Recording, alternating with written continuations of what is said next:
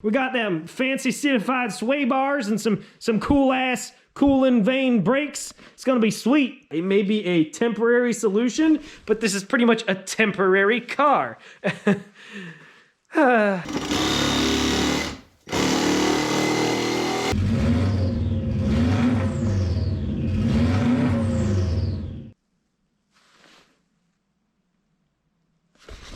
That's right, the JDM Swap 2.5 RS is still there. What's up, folks? Welcome back to 802 Garage. I'm Aaron, your host for endless crappy project cars, and I screwed up. Actually, you screwed up. I am mad at you, 802 Garage viewers. I don't know how you let me do this, but there is somewhat of a good reason why this car is still here. But first, let me recap for you what I have done, because it's not nothing. Well, yesterday I did pretty much nothing, and that's just the honest truth. I was very unproductive. I wasn't feeling that great physically. I did come out to the garage to work, and all I ended up doing was cleaning a bunch. I also responded to all my YouTube comments and did a few other necessary things, but nothing on the RS, and I got really discouraged. I came out here to work on it, and I'll show you what discouraged me and how I overcame it. So today, what I did work on is fixing the exhaust mounting. Huh? Much better, right? Oh wait, it's still a bungee cord, and there's another bungee. Okay, so hear me out here. I came out here last night to work on this thing, and I really was just gonna mount the exhaust first, and I just couldn't get myself to do it. I don't know why. I stared at the problem for a while. I looked at the little junky piece of metal I had left to try to put on, and I just didn't want to weld. I didn't want to do it. I didn't want to get sparks all over me. I didn't feel like it. I was tired. So yeah, I didn't do it. But I came back out here today, ready to conquer it. Got all ready, as you're seeing in this footage. I cleaned up that stupid little metal L and realized it just really didn't mount well anyway, and it was just making me mad. And I even found a little piece of pipe for the forward mount that I was gonna bend up and make into a bracket, but it turned out that trying to attach that to the existing exhaust mount was just not really gonna work in any cool way. I should really just make an entire new hanger. So I just decided against it. You know what? I was laying under there, I was staring at it, and you know what I decided?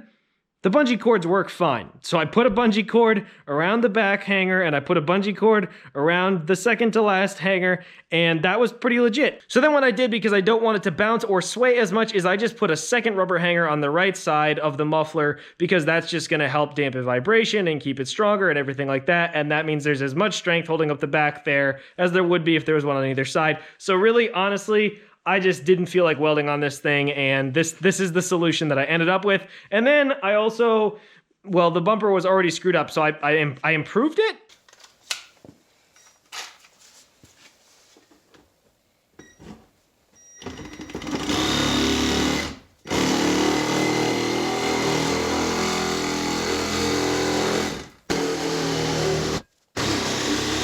Yeah, basically, I just needed a little more clearance there. All it was going to do is either self-clearance by burning the bumper anyways, or, you know, bouncing up and down into it. And so now it's pretty solid, honestly. It doesn't move around very much, which is exactly what I wanted. And I'm pretty okay with that. It may be a temporary solution, but this is pretty much a temporary car. And then what I worked on next was putting on the axle nuts, because that needed to get done. That went pretty smoothly. You know, I basically just found the two best axle nuts I have around, cleaned them up, put some anti-seize onto them just a little bit, tightened them on, loosened them off a bit just to make sure the threads are nice and clean, tightened them on again.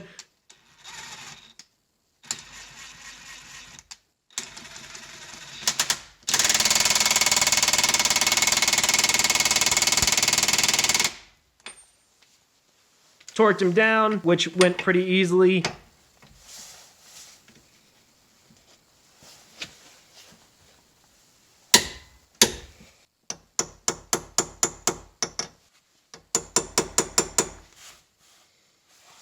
So now they're all ready to go. As soon as I put the wheels and tires on, it's good to go on the ground. Finally, what I did do, which is probably the most exciting part of this video, is you get to see me put one of the nicest pieces on this entire car back on, which is the Whiteline rear sway bar along with the mounting kit. So here you will see I put on these lovely forged aluminum brackets, and these things run, no joke, $155 a set. So that's a pretty penny, and I did have a little bit of trouble mounting them. One side went fine. The other side, though, I shoot up a bolt first and, you know, was just gonna try another one. But then I eventually just went in there with a tap, cleaned up the hole. That went fairly smoothly. The back one was a bit more of a pain, but it wasn't as bad as the front one anyway. Got it to mount up finally. And then we have the lovely sway bar and associated Whiteline links. And those links are actually $125 a set, and that sway bar is $255. So all told, this is like a $435 rear sway bar setup. Now, actually, if you buy it as a kit, it's more like $280 for the sway bar and the rear links, but that's only half of the kit. The full kit is like $560.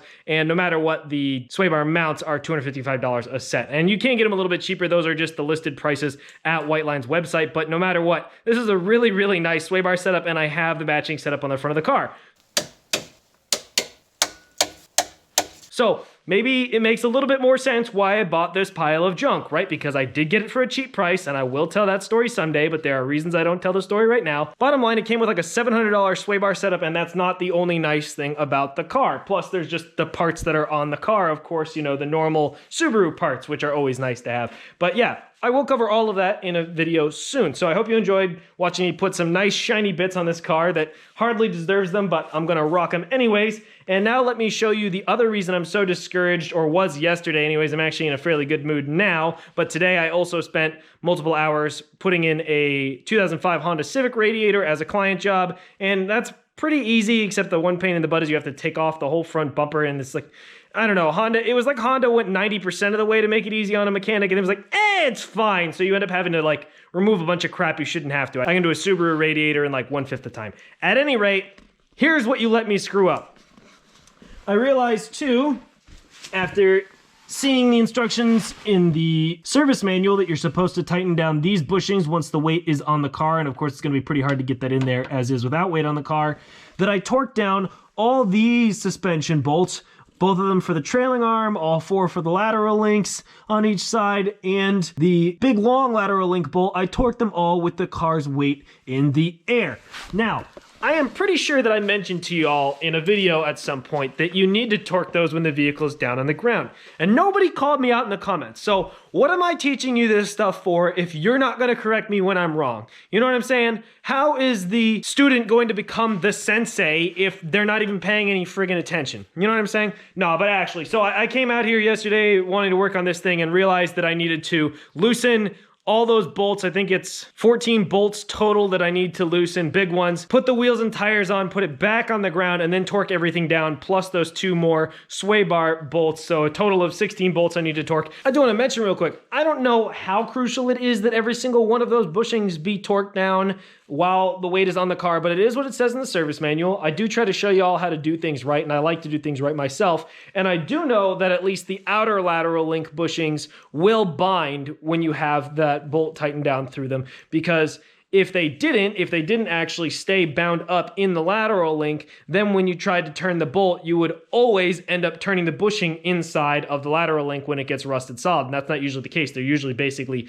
glued in there, at least from the factory. So I don't want them binding, because obviously then if I have them torqued up now and I lower the car on the ground, that's putting preload on the bushings at all time, and it's going to eventually tear them, prematurely wear them, etc., and then potentially make it really hard to get the lateral link bolt out. So I need to tighten all that stuff when the car is back on the ground, which won't take very long, but there is limited space, and it still takes time, and it's annoying, but it's what I got to do to get this car moving. And then I can drive this thing out of here. So next video, definitely, most likely, probably 80% of the time, at least half the time, every time, this thing is going to drive out of here next video, and I will have a little more time to make it a good video instead of having to do car work for other people. That is where I'm at, folks. The exhaust is as mounted as it's going to be. It has mounts worthy of the rest of this car. Rusty Ruby, affectionately calling it. Had a discussion with one commenter about that, but I don't know. I suggested that Amelia Hartford call her red car Ruby. She didn't see it, I don't think, and she went with Sunfire, which just reminds me of a Pontiac. So anyway, I'm going to call this one Ruby, except it's really rusty, so it's Rusty Ruby. If I ever get another one that isn't rusty, maybe it can be Shiny Ruby. I don't know. Anyway, Rusty Ruby here. Well, she's almost ready to go, but got some awesome bungee cord exhaust mounts. We got some bolts that need some retorquing. We got them fancy certified sway bars and some cool-ass cooling vane brakes. It's going to be sweet. That's going to be all for this one, folks. Sorry it wasn't the video that I had promised it would be of this thing moving, but We're really almost there this time. I appreciate y'all. Like the video, leave a comment below. I'll get back to you as always. And thank you for watching 802 Garage, your home to endless project cars. Bye-bye. Thanks for the SR20. Have a wonderful time.